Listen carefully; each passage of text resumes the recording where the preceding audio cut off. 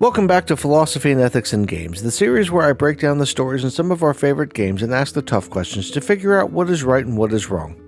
I'm Josh, Bearheart Hawk, and today we're exploring friendship, community, and loss in The Last of Us Part 1. In case you missed any of the previous episodes in the Philosophy and Ethics series, I've linked a playlist in the description below. As I continue to break down this and other games, I'll add new videos to the playlist so you can find them all in one place. After jumping off a bridge and nearly drowning in the last episode, Joel and Ellie wash up on a beach downriver and find themselves face to face with Henry and Sam once more. They somehow manage to get out of Pittsburgh in a little better condition, and Henry finds himself on the business end of Joel's gun very quickly, as the older man is ready to take out his frustration at being left behind. But Joel isn't going to shoot Henry, not really. Because deep down, he knows that he would have done the same thing if the roles had been reversed.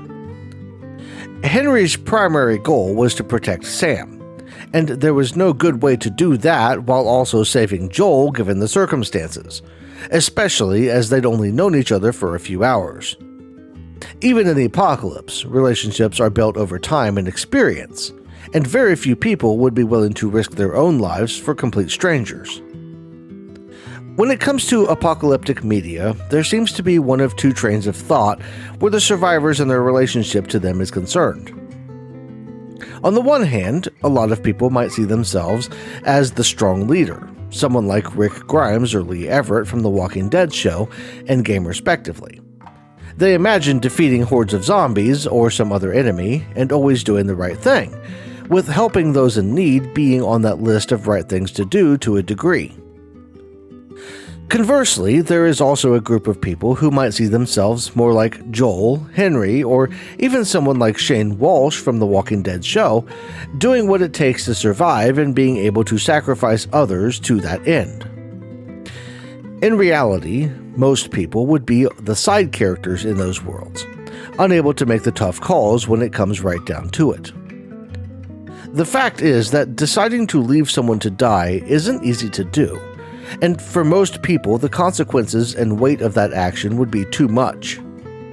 But saving people isn't easy either, and losing someone you care about or getting gravely wounded trying to save a stranger would also weigh heavy on the average person.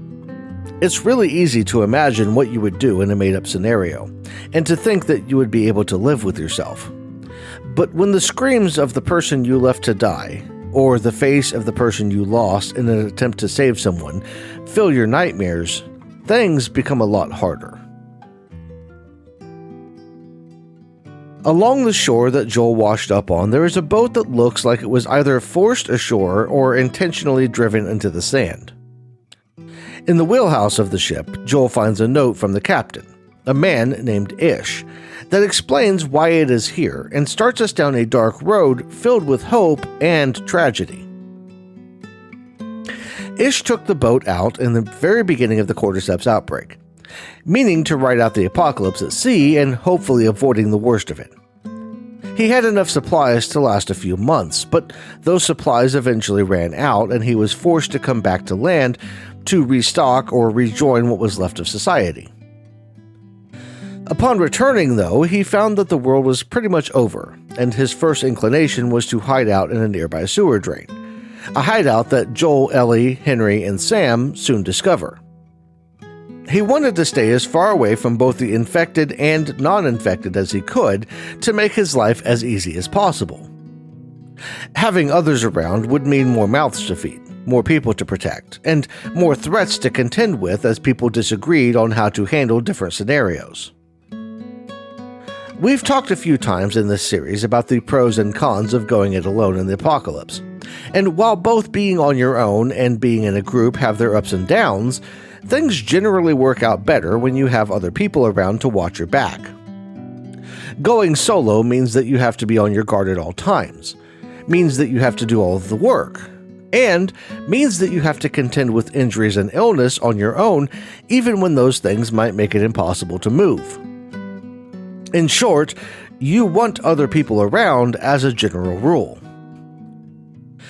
After spending some time alone, Ish came to the same conclusion. deciding to invite a family he traded with at one point back into the sewers where he'd been working on setting up a base. To be completely honest, I'm not sure that I would have taken him up on that particular offer myself. This guy comes out of the sewers to trade, notices I have a family, and invites us to go down and become mole people with him? I'm not about that life. But they, apparently, were on board with the idea as our little group comes across what used to be the home of Ish and his group. It's clear there were several children and adults with them, meaning things must have been at least all right for some period of time. They even had a soccer ball and net set up in one of the rooms, though it has obviously been a while since it was used. Ellie and Sam get a moment of fun before Henry shuts it down. And while I couldn't get behind his hatred of toys, I can understand the caution here because the full picture of what happened isn't clear, and there could be monsters hiding out somewhere in the ruined underground area. And, in fact, that is just what we find as we move a little further in.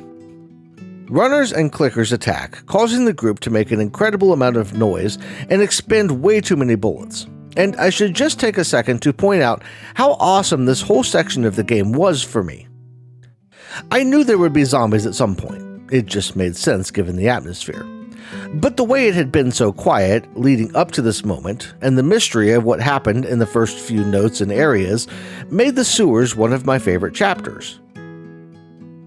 I never fully let my guard down, but I had relaxed a little bit and was starting to focus more on the mystery than the danger when we encountered the first group of enemies. And I can imagine Joel and the rest having a similar feeling. Even Henry, who's overcautious to a fault, seemed to be letting his guard down a bit as we explored, and I have to give props to the devs for this whole section. That being said, the next area we wandered into broke my heart and really got my philosophy and ethics senses going. It appears there was some kind of school or daycare set up, with toys and a blackboard that almost made the area feel normal. But one phrase, written on the floor in sidewalk chalk, really hit me hard.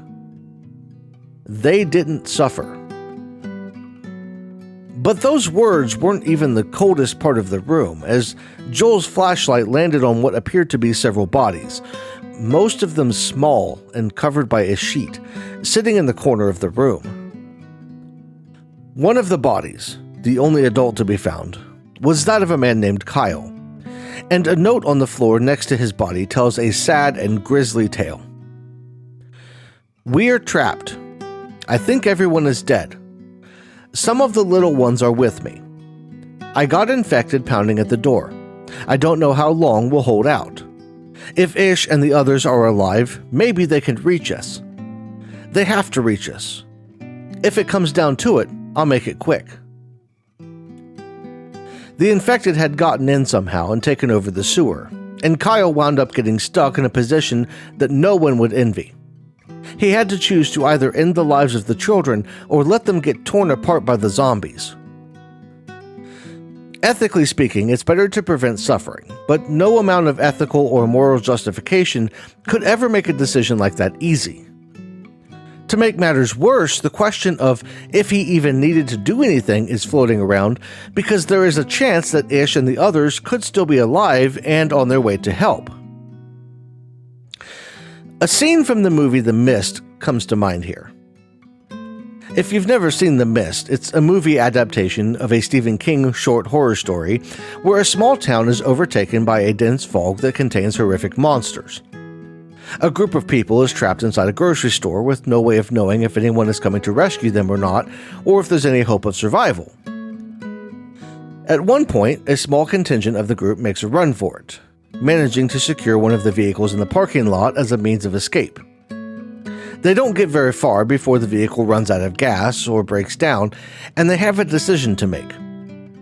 It doesn't look like any help is coming, and they have a revolver with enough shots to kill all but one of them, meaning only one of them would need to suffer at the hands of the monsters that seem to be closing in on the car.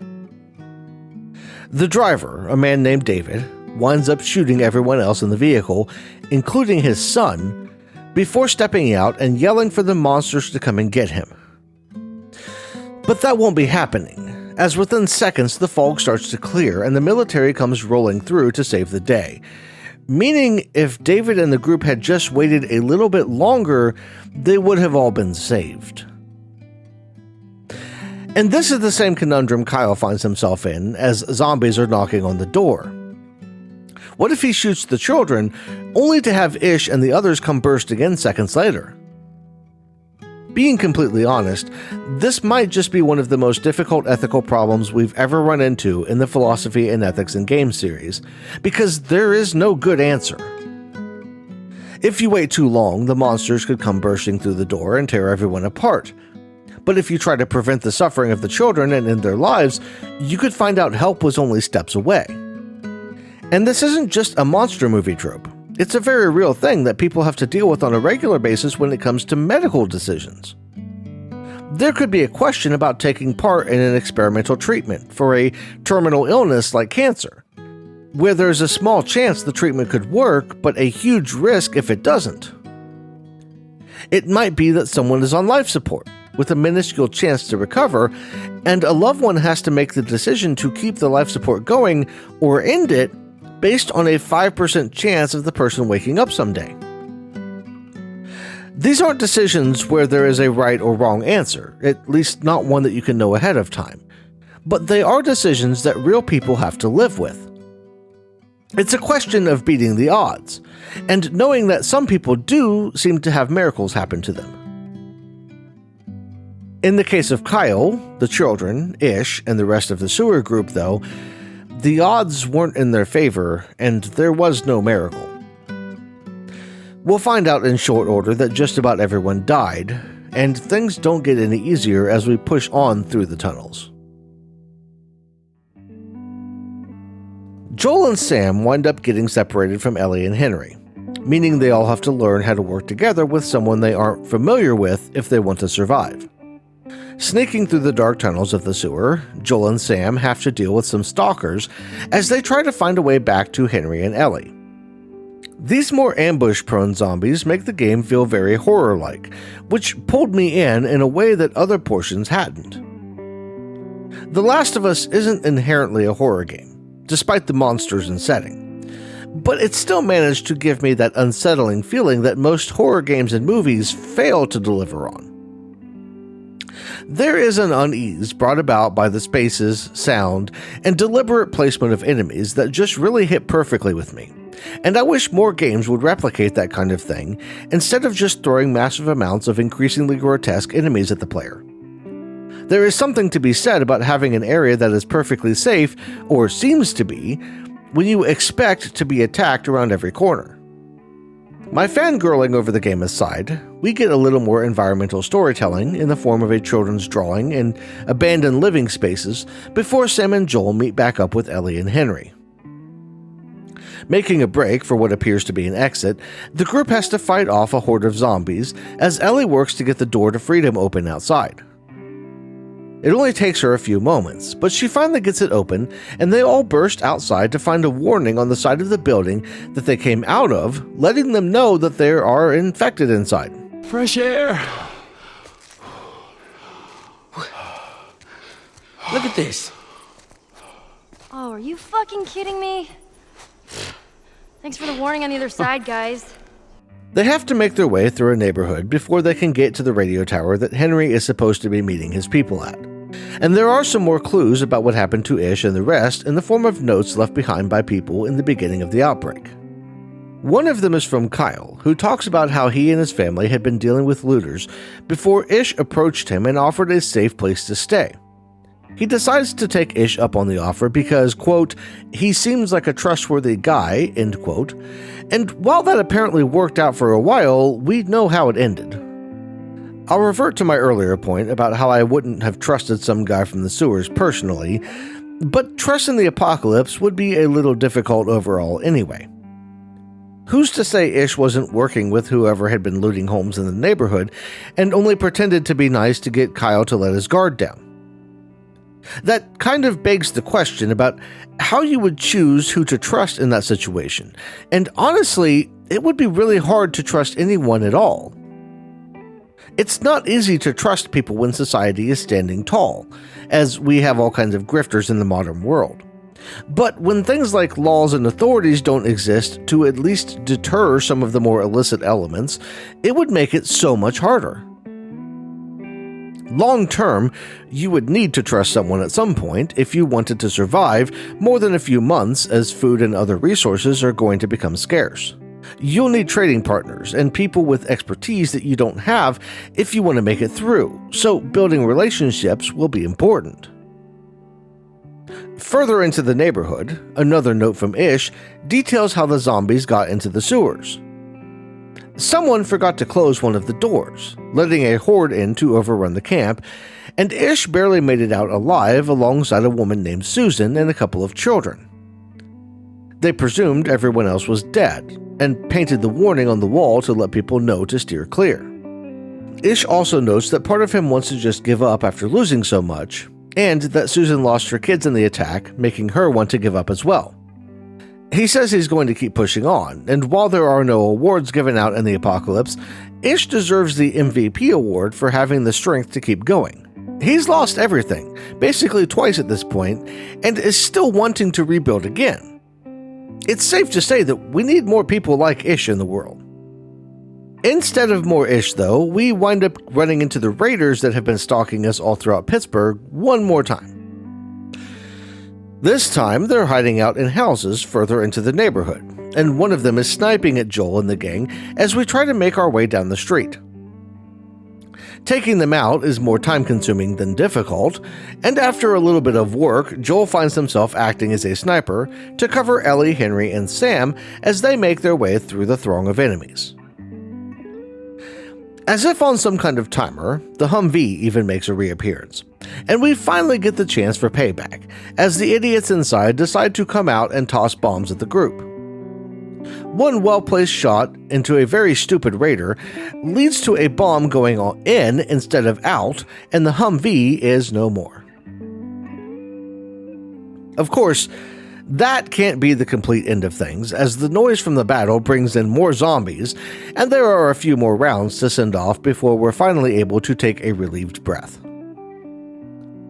Escaping the neighborhood, Joel, Ellie, Henry, and Sam all make their way to the radio tower to enjoy a quiet evening while waiting to see if any of Henry's friends are going to show up.